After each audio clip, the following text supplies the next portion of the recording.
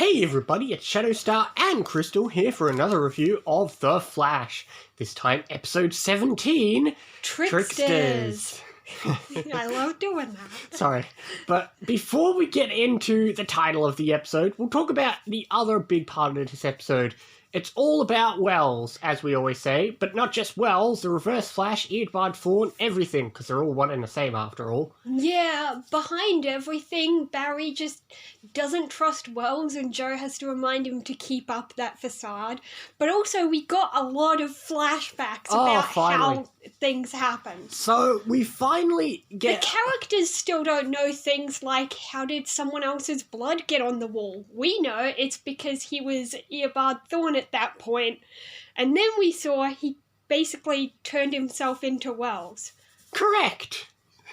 But, yeah, which means we also get introduced to the actor playing the true Eobard Thawne. Yeah. And, honestly, don't get me wrong, everyone loves Harrison Wells, everyone loves Tom Cavanaugh, but I really, really enjoy when we see the true Eobard Thawne.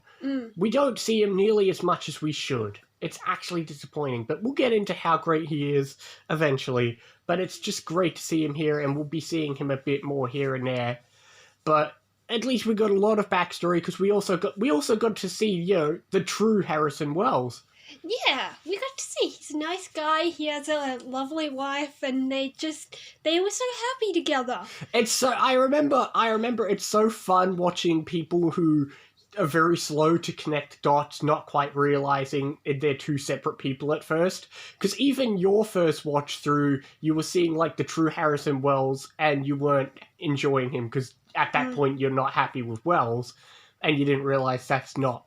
Yeah. Yeah, I was like, oh, they're trying to give him a backstory and stuff, but because you didn't realize. Although Tess was mentioned earlier on, Wells used that against Joe and said, "Yeah, look up Tess Morgan. My wife died." Oh yeah, so we did have some foreshadowing of the car crash event too.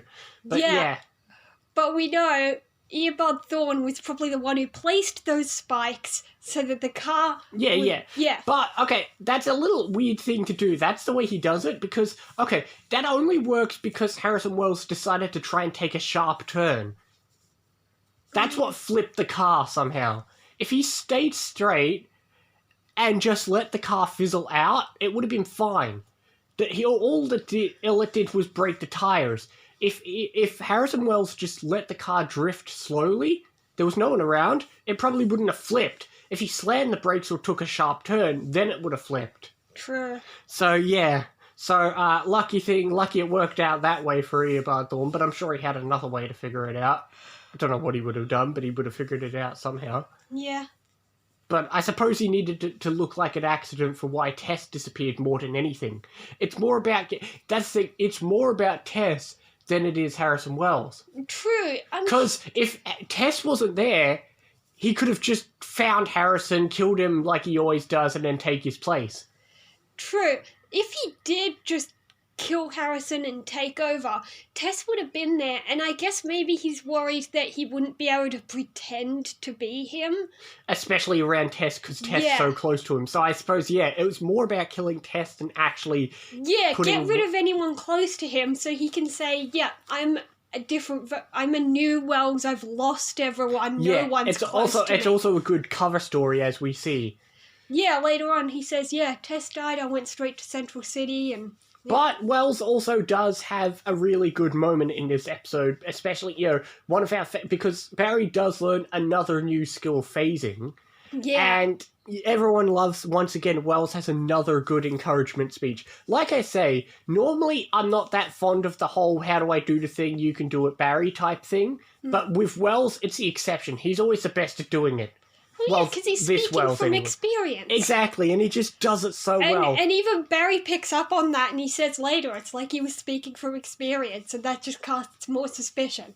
Exactly, but that speech is one of everyone's favourite speeches of Wells, and, the teaching him how to phase, and I feel like phasing has been that power that we're missing the whole time. Like, sure, he's got more powers to learn, but it feels like phasing's that one thing. He can run up walls, now he can phase. Because even earlier in this episode, there's a scene where there's a few scenes throughout season 1 where, had they taken place in later seasons after learning phasing, he'd just phase his way through. Like, even when they're in a warehouse and there's this door he's got to open up, he just kind of shakes the door. Yeah. Whereas if that had happened in a later season, he'd just phase his way through. So it's good to just finally have that out the way. But we've talked enough about Wells, which is already great, but let's talk about the topic of this episode. The tricksters. Not the shitty young one, the really good one. He is so annoying. Yeah, we're talking about the shitty young one. He's the annoying one. Of course, the true trickster, played by Mark Hamill, is absolutely fucking amazing. He just has the funniest lines He's just- sometimes. every Like my favorite, I'm gonna cut off his head and throw it right in his face. It Yeah, doesn't but- make sense, but it's funny. Basically every line he says is amazing. He's just full of personality. He's one of those actors where your eyes are on him. Every scene he's in is his scene and his scene alone. He's just brilliant, full of enthusiasm, full of charisma. That is what a villain should be. It's a yeah, I will agree, the younger trickster is just flat out annoying. So any episode that he's in which doesn't have the older trickster is annoying. But He didn't even know it was his dad at first, so why was Honestly- he his hero? honestly, I feel like half the time they just put that little there so we could have the cheesy Star Wars reference with the line. Oh, Because of course. it's Mark Hamill, but Yeah. it's about, I should point out, as the show kind of teases, is Mark Hamill is another actor who was in the 90s Flash show where he played the trickster. They even show a tiny bit of not clips, but like some photos from it. Yeah, they got like screenshots Yeah, to use. and yeah, so it's great seeing him have some scenes with Henry Allen too, because of course Henry Allen was the Flash in the 90s show and he was the trickster, so Yeah, we're not saying the Flash existed in no, the 90s. it's not. That's the one thing the show kind of teases as it was him, but it wasn't. It's just a major coincidence, but no, it's not saying that the 90s Flash took place in the 90s in this show, No, it but there didn't was happen. a trickster in the 90s who looked exactly like him. Yes, But- just the things that Joe said in the screenshots. That's just saying. It's just, at first it's a clever Easter egg because it's before they started to do the whole Other Earths thing. Yeah. Yeah, but obviously it's just really good. How can you not love it? And obviously, like, And then, of course, the person that he kidnaps is the guy who played the Flash in his show. exactly. So and that's the thing. This episode, outside of the Wells backstory, like the main plot, It's still pretty good. well, I was going to say, outside the Wells story, it's not connected to anything else. The villain is not a one-off villain, but he's not a major villain, and yet this is absolutely one of the best season 1 episodes. Yeah. I remember somebody put that in their all-time episodes of the whole show, and it's not even a episode connected to the main plot. Well, actually, It doesn't have to be. well, like, the villain isn't. He's the best part, and he's not connected to. But we've still got plenty of information about the main plot, too. So we get amazing Wells and Reverse Flash information, and we get the Trickster, and we get Barry learning phasing in that amazing scene. I suppose the only other tidbit is Eddie now knows. Oh, yeah. At first, I was like, why tell him? But there is a deleted scene that we watched where we do get to see Joe and Barry to sort of deliberate over that. And it's more about protecting Iris, which is why they decided to I tell like him. it because they actually discuss the morality of why they're keeping Iris in dark. It's more about keeping her away from Wells. Yeah, the two deleted scenes, I really wish they were in it. The other one... We won't talk about the other one because the other one, that's the thing, I prefer not to talk about deleted scenes if they're relevant later, because sometimes scenes aren't deleted, they're more like postponed scenes. True. So we'll save that for, it might even be next episode we start to deal with that. Because all the stuff that isn't like one-off plots, like the back plots, that the ongoing threads, sometimes I forget where they begin and end. Yeah. Especially with these last episodes, where I think they talk about that deleted scene at the end of next episode. they might.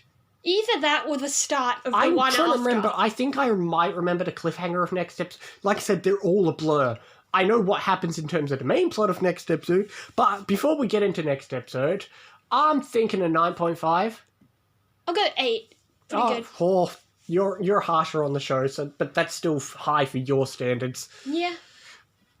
Well, high for your Flash standards. You haven't given many episodes much higher ones.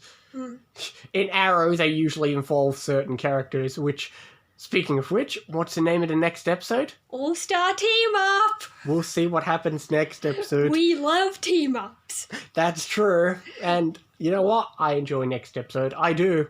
Yeah, it was really fun. It was? We haven't seen it. Well, we will see it. I mean, Yeah, we've seen we it. have seen it. But, I mean, this episode was amazing. The Trickster's amazing. The backstory is amazing. God, I love him. He just doesn't show up enough, which, I mean, to be fair, that's the one downside of using an amazing actor is they're often very busy, which means you're not going to get that character very often. Yeah, true. But on the upside, how can you not love him being here? The Trickster's amazing. The backstory was amazing. This episode was great. With that being said, we will see you next time for more Flash and other things as well. So, see you next time, guys. See you next time.